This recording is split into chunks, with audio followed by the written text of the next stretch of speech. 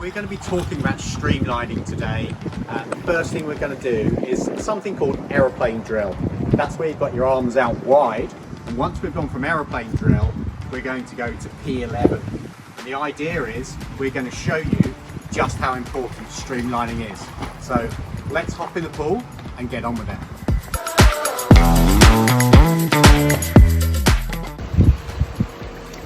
So guys, we're looking at Aeroplane Drill where we keep the arms out wide, and then we're going to go into P11 when we're super streamlined.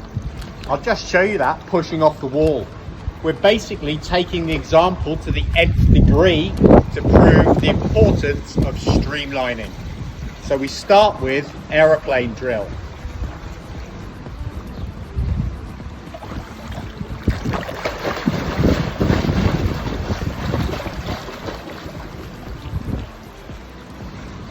We can see it takes way too much energy because we're really forcing ourselves against direction of travel. So we now get into P11 where we're much more streamlined.